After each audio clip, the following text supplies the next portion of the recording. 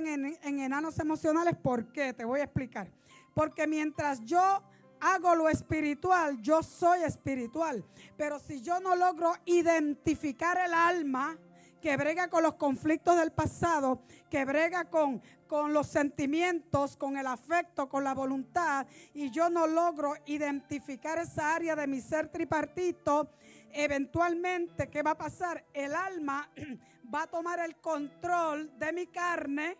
Entonces la carne y el alma aíslan al espíritu y el espíritu se aísla. ¿Tú sabes por qué?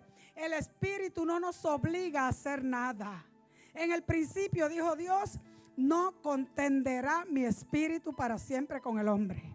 Quiere decir que el espíritu me redarguye, el espíritu me indica las cosas que hago mal hechas, me habla, pero si yo persisto en que mi alma tenga el control, el espíritu se va a aislar porque no va a pelear conmigo, ni me va a obligar. Yo tengo que hacerlo. ¿Por qué? Porque la voluntad está en el alma. ¿Ve? La voluntad, y como Dios me dio una libre voluntad, Dios no se va a meter a gobernar mi libre voluntad, a empujarme para que yo con mi alma me meta. No, Dios me deja que yo lo haga. Porque Dios te creó un ser.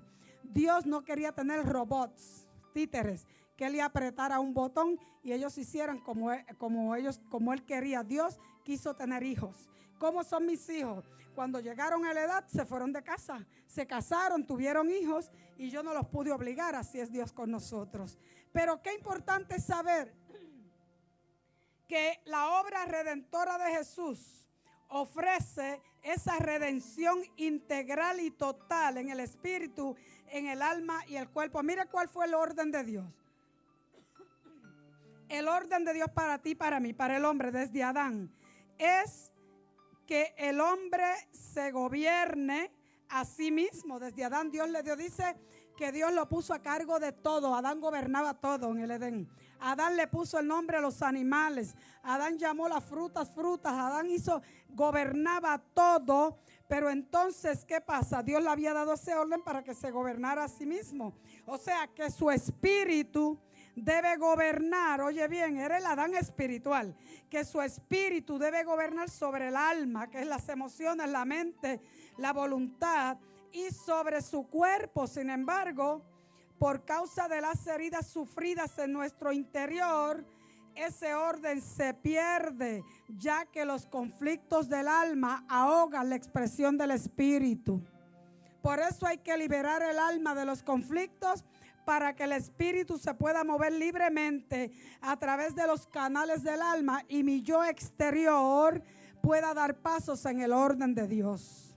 Entonces el ser tripartito va a estar completo. Debido al pecado, el cuerpo, o sea la carne, gobierna al ser humano, quedando sujetas el alma y el espíritu. Y por eso le cité las palabras de Gálatas 5, que dice Pablo, digo pues, andad en el espíritu y no satisfagáis los deseos de la carne.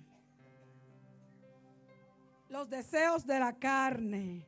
Porque el deseo de la carne es contra el espíritu y el espíritu contra la carne. Y estos dos se interponen entre sí para que no hagáis lo que queréis. Porque la carne es alimentada por el alma. Y la carne pelea contra el espíritu. Y si no, pruébate a ti mismo. A ver si realmente la carne siempre quiere orar. Siempre quiere ayunar. Siempre quiere leer. No, eso tú lo haces porque tú eres un hombre, una mujer espiritual y obligas a la carne a leer. Pero ¿cuántas veces empiezas a leer y te da un sueño que te rindes? ¿Verdad? La carne lucha contra el espíritu. Debido a las heridas del alma, oye bien, el alma gobierna al hombre y su carne. Y el espíritu y esa carne pueden quedar sujetos bajo la autoridad del alma. O sea, cuando debido a las heridas, el alma gobierna a nosotros. Y vamos a ir a las heridas. Entonces el espíritu y el cuerpo, que es la carne, van a quedar sujetos bajo la voluntad del alma. Dios nos muestra en su palabra que el individuo puede caminar sano en su interior, logrando a través de esta sanidad la madurez interna completa. que no tenga que llegar el marido y la mujer a la casa pensando que va a haber una discordia, que no tenga que haber familias disfuncionales. Mañana, el domingo, voy a estar ministrando sobre la sanidad de la familia, el orden funcional de la familia, allá ¿dónde es? En Burgos. El espíritu gobernando sobre el alma y el cuerpo es el orden. No es el cuerpo y el alma tomando el control y el espíritu aislado. ¿En qué consiste entonces la sanidad del alma, la sanidad interior?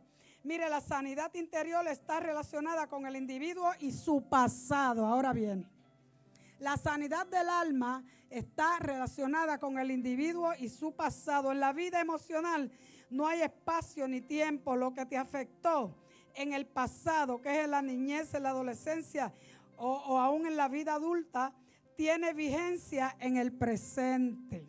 Se lo voy a explicar para hacerlo más corto. O sea, nosotros somos el producto de nuestro pasado.